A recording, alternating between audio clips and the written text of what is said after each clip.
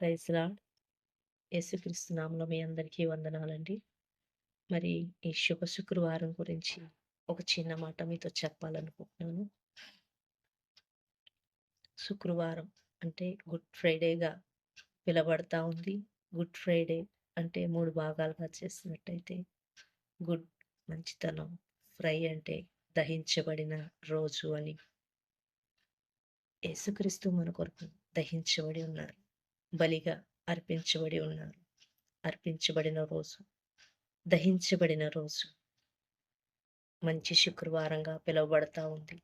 అలాగే మోషే చూసినట్టయితే నిర్గమాకాండం 33:19లో అయ్యా! నీ మహిమ కావాలి నాకు అని అడుగుతున్నారు. అడుగుతుంటే దేవుడు అంటున్నారు కదా! మహిమ కాదయ్యా మోషే, నేను నీకు నా మంచితనం అనుగ్రహిస్తాను. నా మంచితనం మొత్తం అనుగ్రహిస్తాను అని చెప్తున్నాడు.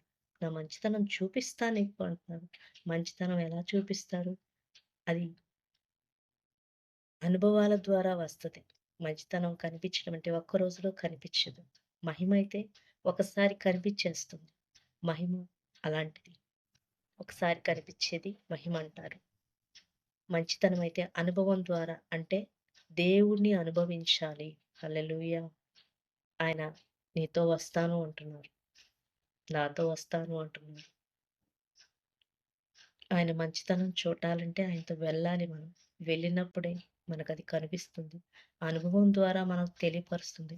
చూడండి, కొంతమంది పిల్లల్ని మనం తెలుసుకుంటాం. టీచర్స్ బాగా అర్థం చేసుకుంటారు. ఏ పిల్లలు ఎలా చదువుతున్నారో, ఎలా చదవటం లేదా, అది ఎలా తెలుస్తుంది? ఒక రోజులో తెలిసేది కాదనమాట.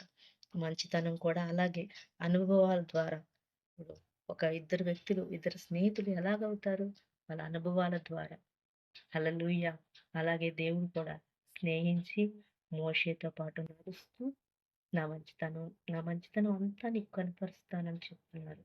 అలా మంచితనం కనపరిచిన రోజే గుడ్ ఫ్రైడేగా పిలువబడతా ఉంది. ఆయన మన కొరకు శిబిరము వెలుపట దహించబడి ఉన్నారు లేదా అర్పించబడి ఉన్నారు. హల్లెలూయా! అర్పించబడిన రోజు గుడ్ ఫ్రైడేగా ఆ వారం యొక్క ప్రాధాన్యత చాలా, చాలా ఇంపార్టెంట్‌గా అక్కడ కనపడతా ఉంది. హల్లెలూయా!